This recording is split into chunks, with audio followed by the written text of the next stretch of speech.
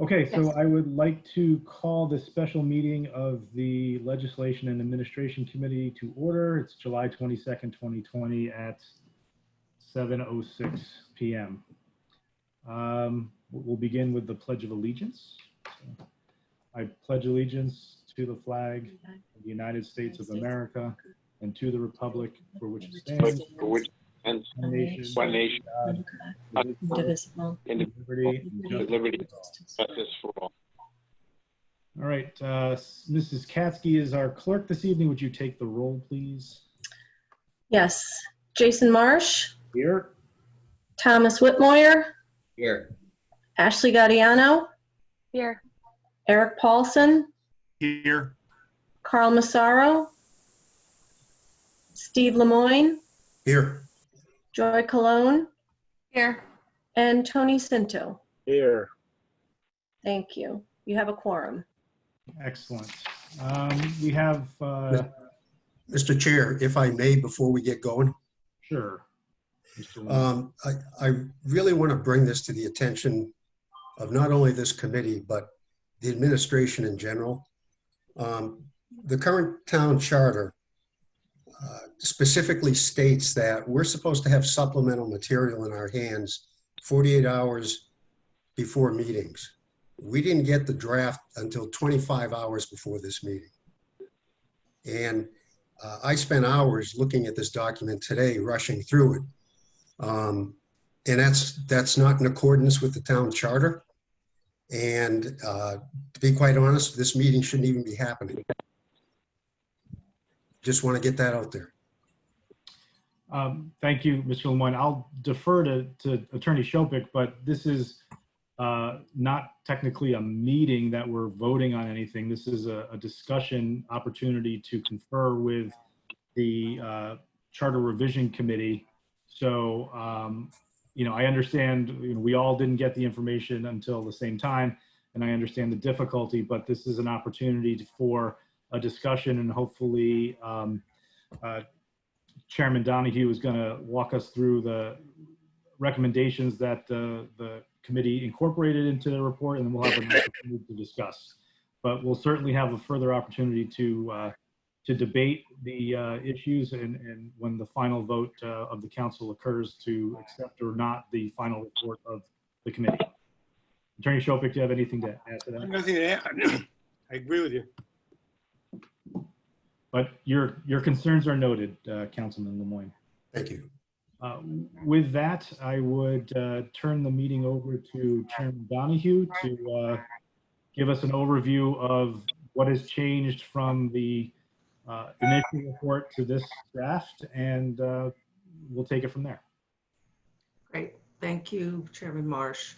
So at the town council meeting a week and a half ago, we got direction on 8 items to relook at.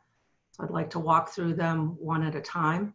The commission has met twice since the town council meeting, including Monday. So we have discussed these items and have made several changes. So if you start, the first one is Chapter 2, Section 2, Legislative Branch. On the report, it's page 5. In the red line charter, it's page 3.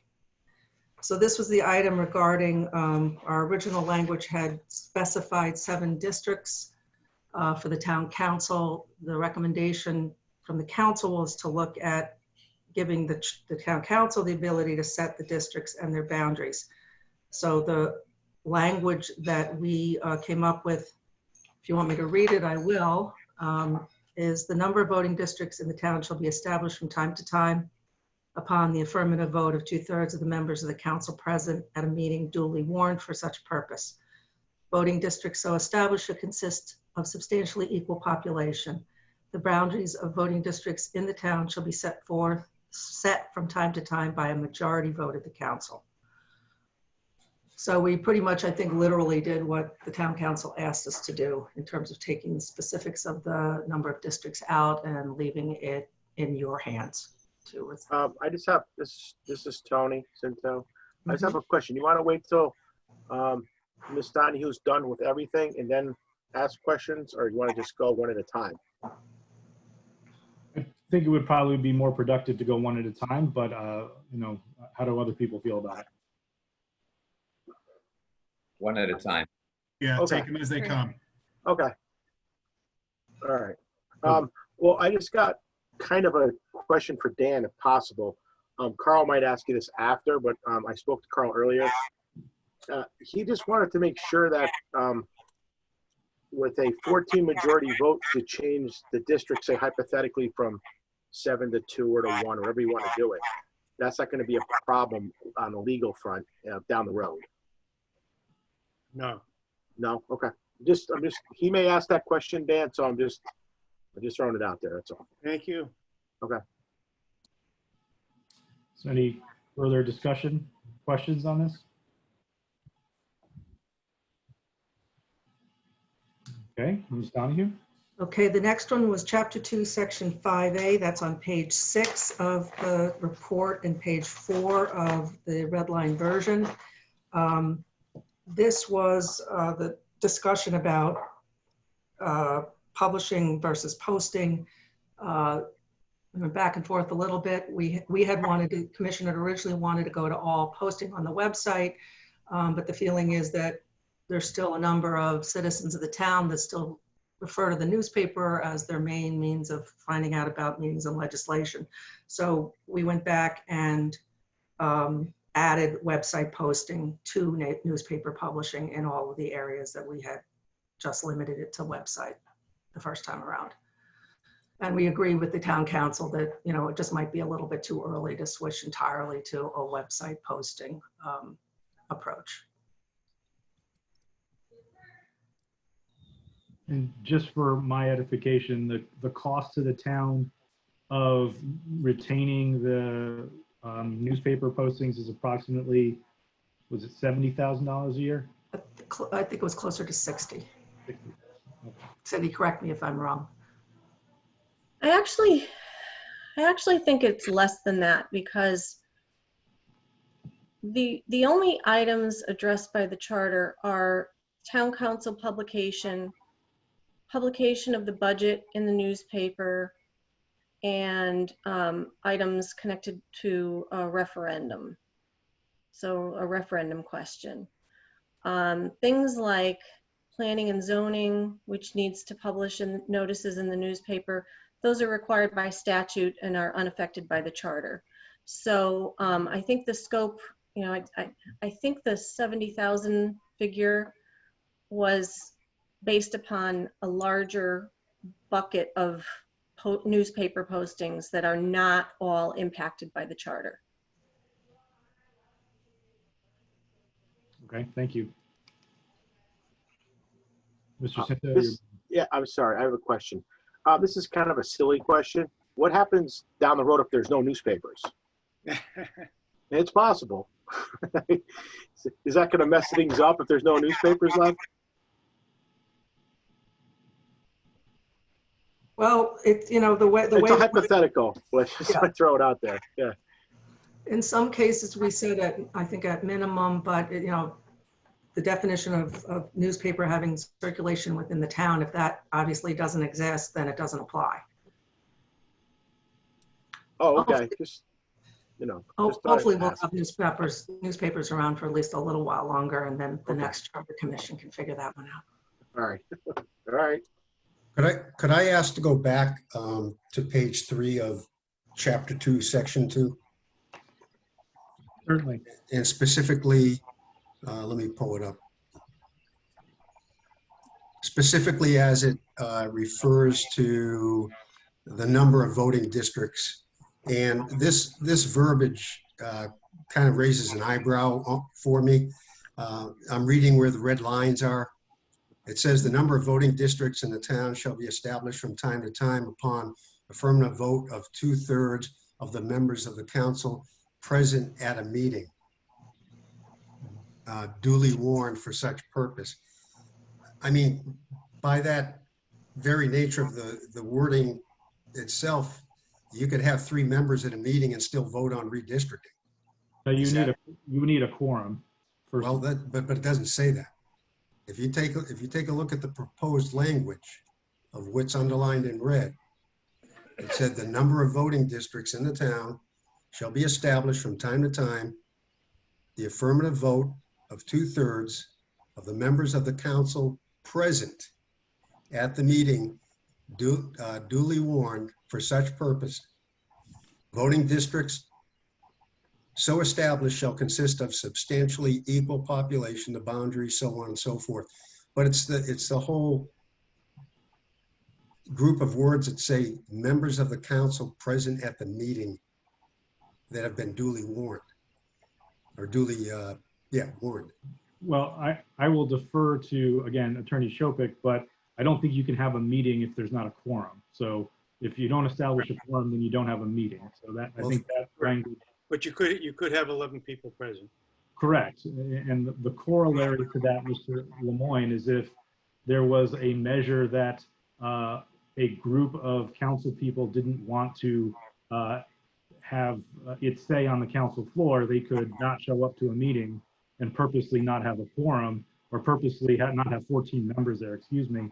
And then that would functionally defeat the purpose of that vote. So I think the language having the requirement of a 2/3 of those present is actually necessary and consistent with corporate law principles in general. But you can't deny the fact that because of that wording, it could be 3 people showing up. They couldn't vote, Steve. Okay, but maybe I'm not seeing it. If you want to say present and voting, you could say present and voting if that makes you more comfortable. Well, no, I mean, in other parts of this charter, it clearly states there has to be 2/3 majority of the town council present for certain actions that take place. I mean, I would think this would be the same thing, but it doesn't say that. It does say. No, whoa. It does not require 2/3 of the council to be present. It requires a majority of the council to be present in order to form a quorum, and 2/3 of that number can pass the resolution. Okay, Right, so 3 people couldn't technically show up and do this because you can't legally have a town council meeting without a quorum. You need 11 people. okay, I got you. It's So it covered could be by, 2/3 of 11. so it's covered by another part of the charter. Yes. Okay, And by your council rules, I think require a quorum. okay. Thank you. Okay, just before we were discussing the changes in Chapter 2, Section 5B. Anything further there? So that was the one, it's on page 6 again of the report, page 4 of the red line version. Wanted the posting timeline changed from 24 hours back to 48, which we did.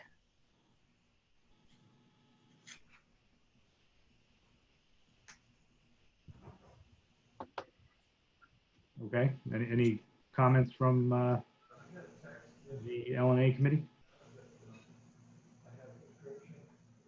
Okay, carry on. Okay, next one is on page 7. This is chapter 2, section 6, legislative branch adoption of legislation. It's page 7 on the report and page 5 in the red line charter. And what we were looking for was clarification of the phrase immediately upon posting on the town website. So the way we addressed it is the 15-day period shall not apply to appointments made of members of boards, commissions, and committees. Such appointments shall become effective immediately upon posting notice of the appointment in the legal notices section of the town website. Those appointments are not published in the newspaper, so this is the place where they appear on the website. So that's what we went with. So I'm clear, Mrs. Donahue, that this is, there are situations where someone is appointed and there requires further action from the first selectman or from another. Right, where it wouldn't be part of minutes of a meeting or something. Gotcha. Okay. So hopefully that's specific enough for everybody. And again, this is just appointments, not legislation. Okay. Okay, next one was chapter 3, section 3. It was about absence, disability, vacancy in the first selectman's role, and the conversation was about, if the treasurer replaces the first selectman, how do we replace the treasurer? Do we need to have 2 elections? So this is page 7 through 9 in the report, and pages 7 to 9 in the red line charter. As we looked harder at this, we realized, and I actually think there might be a typo in our report. I just realized that in chapter 8, section 5, there are provisions for vacancies of other positions. So our understanding is we would default to that language in the case of anybody else, town clerk, treasurer, whoever, their position being vacated. So we didn't feel any further modifications were needed to the language that we had in that section. So 8, section 5 is completely redlined, though. Am I missing something? Am I wrong here? Am I wrong, Cindy? Did I get this? No, this is Cindy Katsky. The chapter 8, section 5, some verbiage was added, but it was, the section was reorganized. So Okay. much of it is the same content in a different order. Yeah, that was one where we found the order didn't make sense, so we reorganized it. Okay. I mean, I think I need to look at that one closely, but I understand what you're saying. The actual mechanics didn't change. Sorry, this is Ashley Gadiano. The actual mechanics in chapter 8, section 5 didn't change. It's just the order. The order was not sequential to what really needed to happen, so we just reordered the same points. We didn't change any of the language. So can you give a Cliff Notes version of what happens if there's that, where the treasurer has to succeed to the first selectman's position, and how we fill the treasurer's position? Attorney Shopick, you want to help me out with this? Sure, I'll try. The procedure, if the first of all, if the treasurer is acting first selectman, then there's no vacancy in the treasurer's office. He or she would essentially just be holding 2 positions at that point. Assuming that you have the possibility of either the treasurer or the council clerk ascending to the position of first selectman on a more permanent basis. And in that case, obviously the council clerk's position, that's a council member, that's easy. The council members of the same party in the council replace the person who leaves the council. And in the treasurer's position, if he becomes or she becomes permanently the first selectman at that point, now there's a vacancy in the office of treasurer. And the same procedure is followed, for instance, as you have right now with the vacancy in the Board of Education. There's a vacancy is declared. The first selectman, who is now the former treasurer, has the opportunity to appoint somebody to that position if there's no petition for special election filed within 10 days. If there is a petition for special election, then the process goes along in accordance with the charter. So, and it's not, some people had suggested that this was different from the existing charter, that the order was different from the existing charter, and it really isn't. The existing charter basically says that the first selectman would, if the first selectman is absent, would appoint the treasurer or the chairman of the council if the treasurer is not available or doesn't accept the position. So I think people left out, didn't read that further clause in the sentence that says it's the treasurer or the president or the chair of the council if the treasurer doesn't do it. So you're really clarifying the language here, but the substance is the same, is unchanged. Okay. Does anyone have any questions or comments on this? All right, Ms. Donahue. Okay, the next one is Chapter 7, Section 1A, which is not in page 12 of your report, but is in page 27 of the red line. So this was the section where we tried to specify what happens with the alternates for the Board of Finance. And we had said 1 Republican, 1 Democrat, no more than 2 of either party. We looked at a number of different ways to address this. You know, it has to be 1 representative from each major party, and ultimately we said that there's multiple ways you could interpret anything we came up with. So in the end, we decided to take out that recommendation and throw it back to the town council, who can address it via an ordinance, which we would encourage them to do.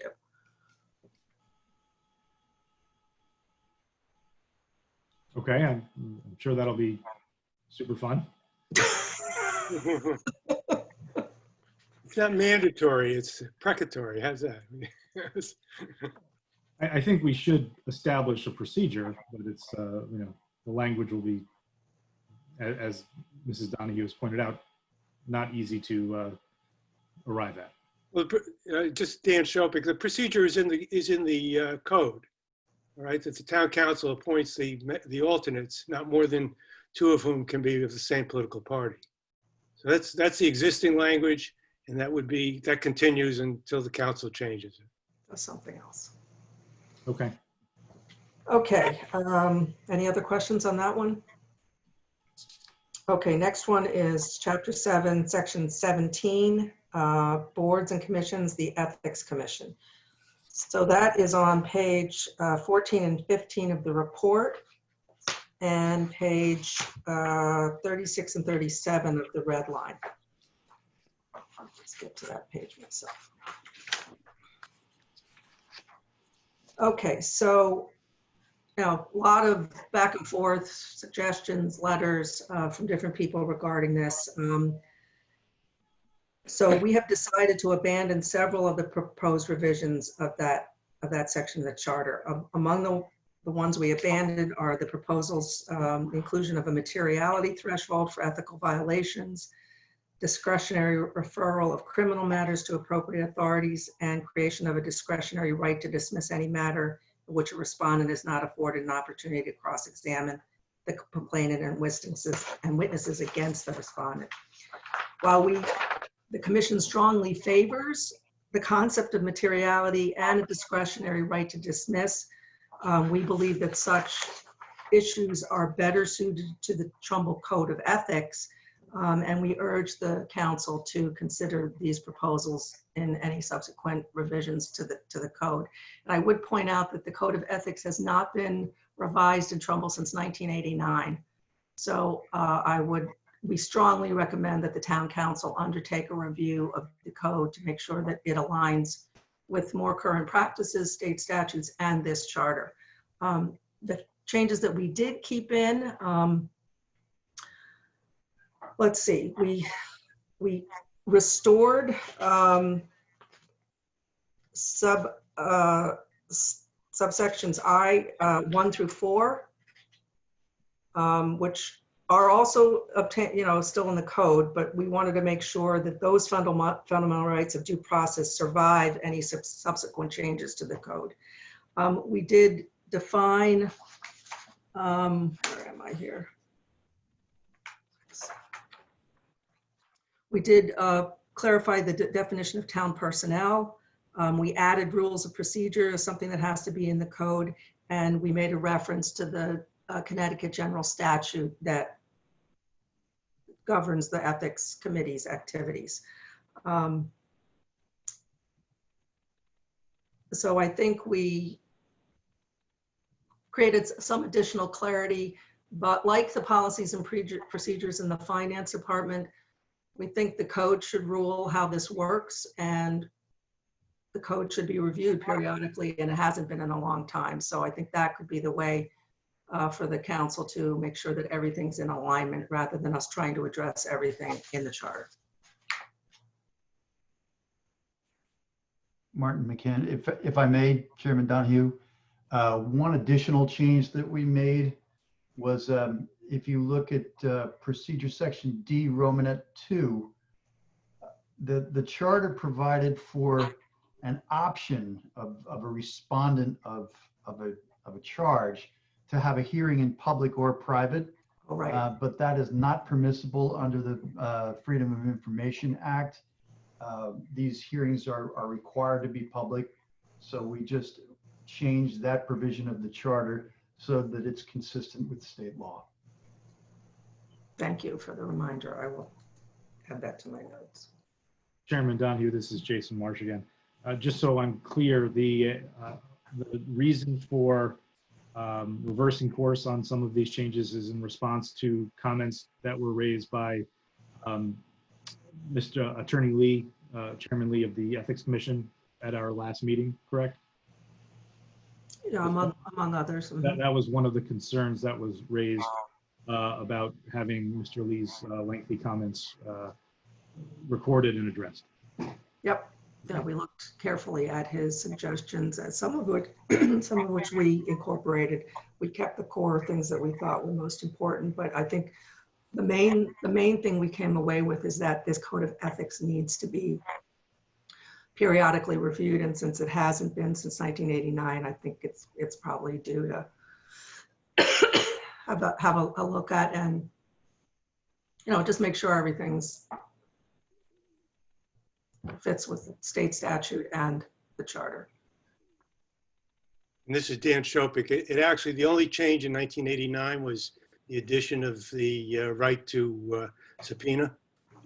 So everything that's there, everything else that's there pre-existed in 1989.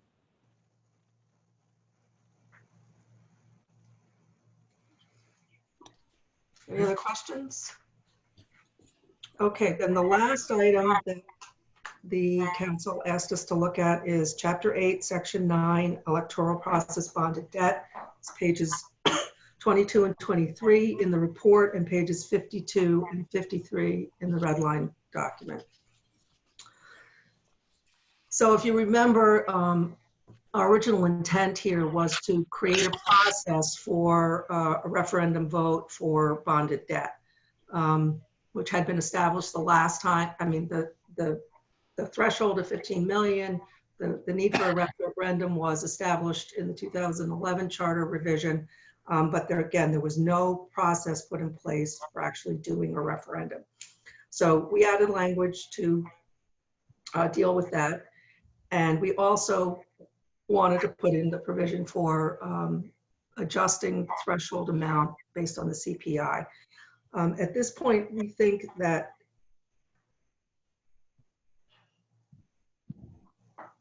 both of those things should remain in here, but that they should be separated in terms of the way they appear on the ballot. Put the CPI calculation as a separate question, and the procedural wording in with the rest of the charter changes, because we don't think they're controversial. We need a process. But if there's questions about whether the CPI is, we should be increasing the threshold of the level of bonded debt, then that would be the place to get it addressed by the voters of Trumbull. So to sort of wrap things up, our recommendation is for there to be 3 ballot questions: Board of Ed, the CPI on the bonded debt, and then everything else. And if you remember, we originally recommended the 7 charters was one of the questions. I mean, the second 7 districts for the town council. We pulled that out, and we think this CPI issue should be replace it.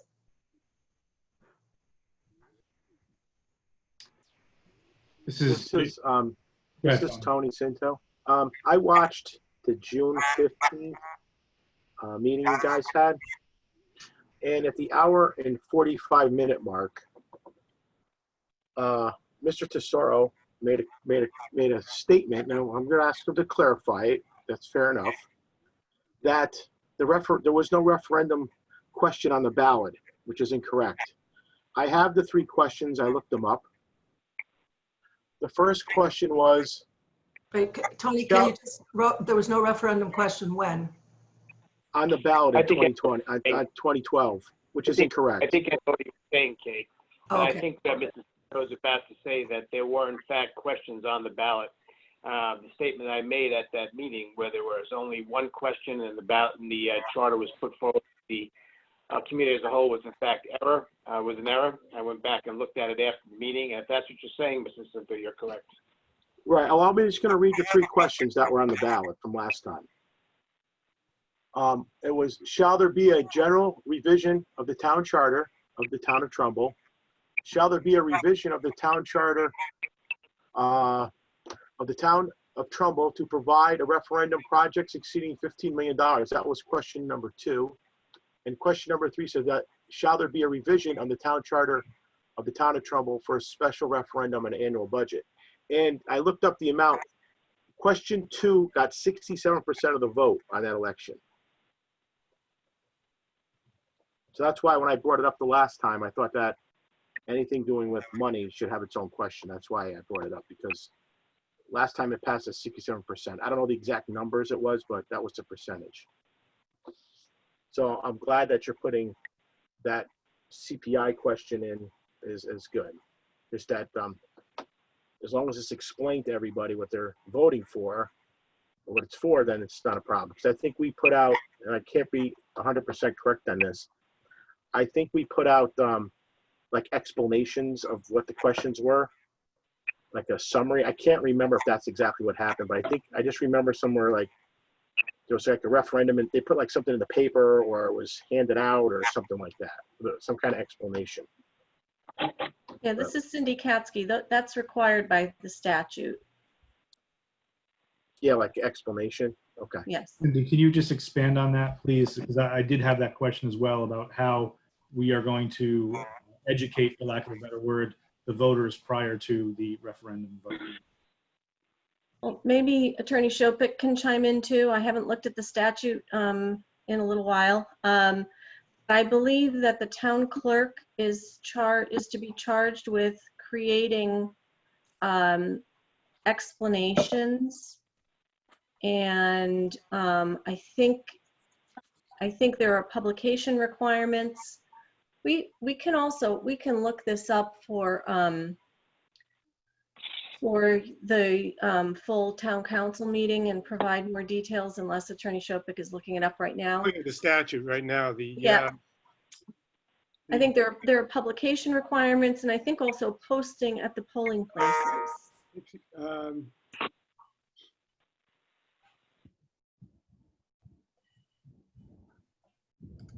good question, because I don't see a requirement. I think we always have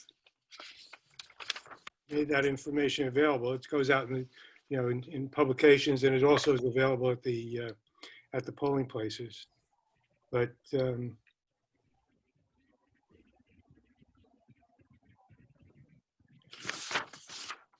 just taking a look. If you want to go on, I'll come back to it. You can come back to me.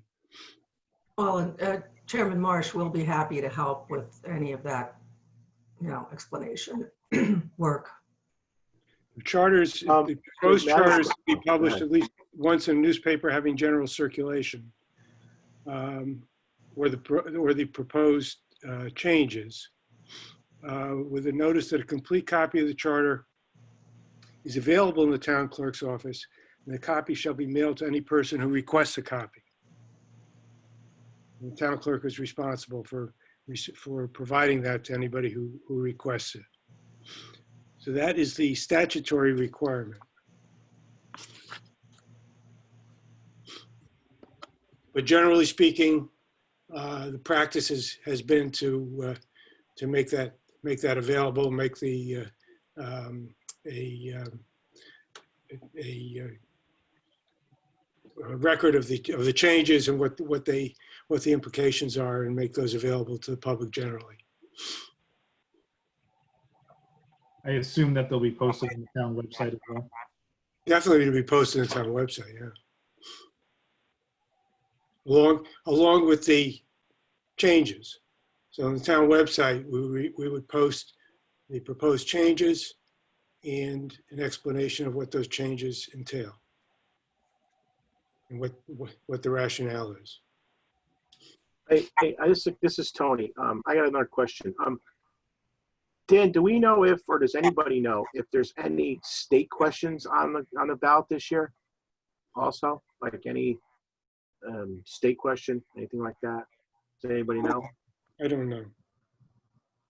I don't believe there are, Tony. Oh, sorry to ask. I don't know either. So that's why I was asking. Would that be something the registrars would be tasked with knowing? I imagine they would know it once everything is set. I don't know if all, I don't know what the procedure is for posting or for promulgating potential state questions.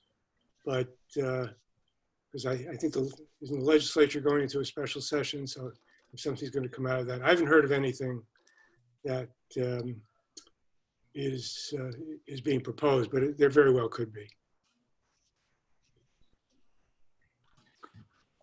Okay, I think we are at the end of your changes, Mrs. Donahue, correct? Correct. And Mr. Lemoyne, you have a question? Yes, Mr. Chair, if I may, could we go back to Chapter 7, Section 21, pages 38 through 39? And that has to do with, let me pull it up here. Has to do with the Commission on Aging. That's Section 21. And right after it is a Section 22, where there's a Commission on Youth. When I was looking over the Commission on Aging, they have a lot of good things in there about, looking out for our seniors and making sure they're getting the care and services that they deserve. But then when I go down to the Commission on Youth, I'm looking at subparagraph B. Within the Commission of Youth, they have something, and I'll read right from the red lines. The commission shall act as an advisory body to the Director of Parks and Recreation and any other town department except the Board of Education, charged with providing services and programs to the youth of our community. The commission shall act as an advocate for youth programs and expenditures before the Board of Finance and the Town Council during the budget preparation. I think something like that would be wonderful. It was put under the Section 21, the Commission on Aging. And I can tell you from firsthand experience, I have been dueling with Parks and Rec for 4 years on senior matters having to do with recreation for senior members of our community. We don't have any advocates. And it just seems like that paragraph on aging seems to address the more elderly part of our senior group. And it doesn't address the less senior or less elderly part of our senior group, those of us who are still active in using the parks and the facilities that don't accommodate us in what we do at our age. I've been in front of Parks and Rec, as I said, for the last 4 years, trying to get things done as an advocate for our seniors. And it's like pulling teeth. So it would be wonderful, since we have this charter open, to put that part of the Youth Commission paragraph into the seniors paragraph, so we too have an advocate on Parks and Recreation. It's my 2 cents. Thank you, Mr. Lemoyne. Members of the Charter Revision Committee, do you want to discuss your thoughts on that? I don't think we thought about it exactly that way, but I take your point, Mr. Lemoyne. I don't personally have any objection to making that adjustment. I don't know about anybody else. I think we'll, procedurally, what's the process, Cindy or Dan, just so we, or anybody else from the commission that wants to comment? Well, if I might, this is the clerk for the commission, Cindy Katsky. If you look at the duties of the Commission on Aging, it does say it shall study the conditions and needs of older adults in the community in relation to recreation, and shall analyze the services for older adults, and shall make recommendations to the town council. So is it that specific sentence, Steve, you're talking about, the commission shall act as an advocate for youth programs? And Absolutely. I mean, we don't have an advocate. I mean, you could say that under the Chapter 21, the Commission on Aging, just by the nature of it, they are advocates, but I can tell you by my own personal experience living in this town, we don't have anybody advocating on the level that we need them to be advocating for people my age. And just putting a little more teeth in that, just like the youth had, I mean, the Youth Council, it's very clearly spelled out how they're going to have an advisory body to the Director of Parks and Recreation. Why can't the seniors have a advocate body to the Director of Parks and Recreation? We have a very large and active senior population that could certainly benefit from that. Just like the youth, just like the Commission on Youth. We don't have that.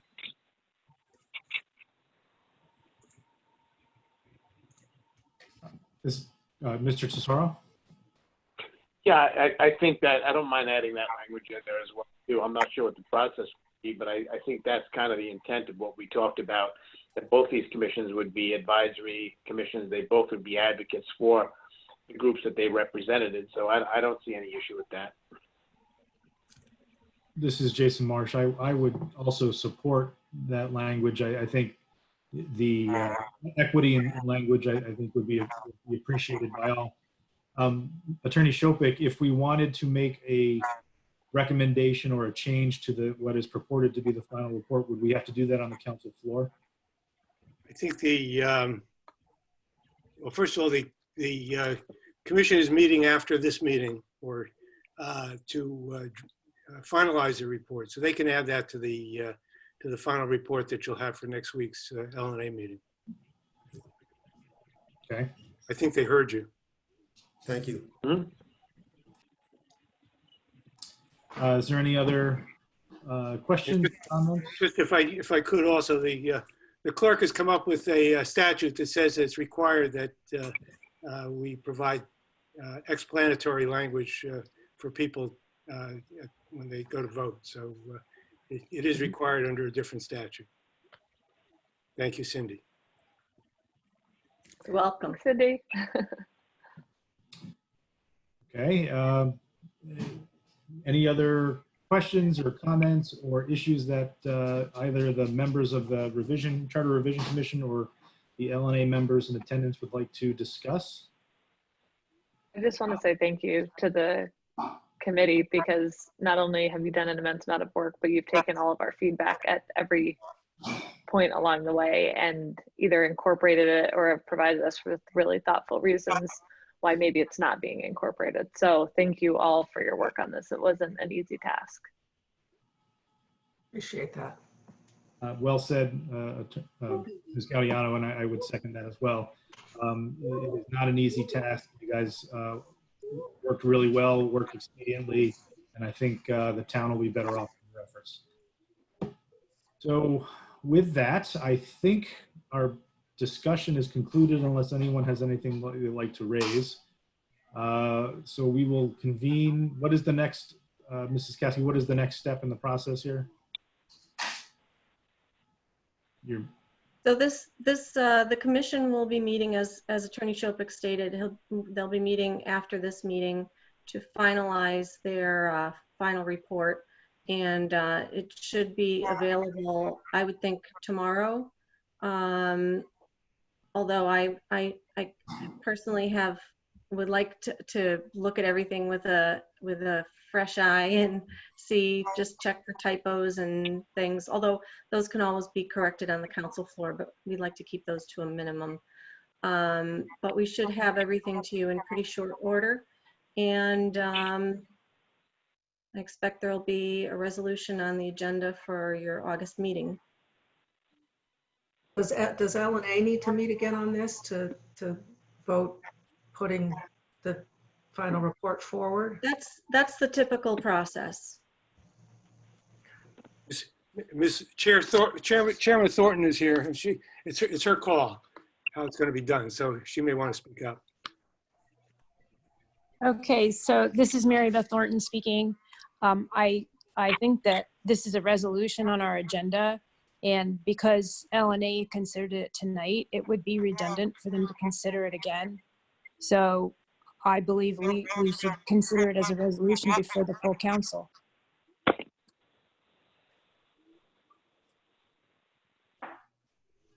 This is Jason Marsh. I think either way, if it were before LNA, I would probably move to pass it without recommendation so the full council could vote on it anyway. So I agree that it's probably not necessary to include it on the LNA agenda.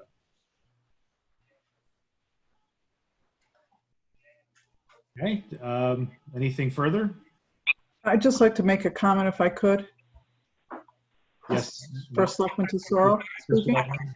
Just want to echo the sentiments about our Charter Revision Commission and the wonderful job that you all did and this commitment to this during this these difficult times, challenging times. The amount of work you did is commendable. I will have some more comments at the full council meeting, but I just wanted to say that. Also, I just wanted to make a comment about Tony Cinto's, or no, I guess it was Steve's comment earlier about not getting the materials within 48 hours. We certainly strive to do that at all times, Steve. I think it's imperative. I just want you to be aware that the town clerk who is responsible, not the clerk, I'm sorry, the clerk that's responsible for a lot of the documents of this meeting, there was a medical situation in her family this weekend, and that I think she did a commendable job getting this report done as quickly as she did. So I just want to put that out there. Thank you. Thank you. This is Tony. Scott, one more question. We need to have a resolution to move it forward. So when the meeting, August, what is it, 2nd or 3rd, don't you have to have a resolution for it? Like TC, blah, blah, blah, whatever? There will, this is Dan Shopik. There will be a resolution on the council agenda. Okay. And this is it. Basically, the statute calls this a conference. It's the town council and the Charter Revision Commission shall confer to discuss the changes that they made subsequent to the town council meeting at which they made recommendations. So they've now done that. Tonight they're going to meet, finalize their report, and present that to the council for the to be voted on at the August 3rd meeting. Yeah, I mean, I agree with Jason, just a recommendation to move it forward next week, because I agree with that. So it'll have to, want to be on the LNA agenda next meeting, and then they just gonna push it through, or how you guys gonna handle that? I think Mary Beth has indicated she's not even going to put it on the agenda. She's just going to take it right to the entire council. Just to clarify, it will be on the council. You could just skip that. I'm just asking, is that okay to just to skip through? I mean, you can, I guess you can do it. Yeah. All right. Okay. I just thought I'd ask. All right. Is anything further? Going once? All right. With that, I'll take a motion to adjourn. So moved. Do I have a second? All right. All in favor? We are adjourned. Thank you, everybody. Have a great night, and we will see you soon.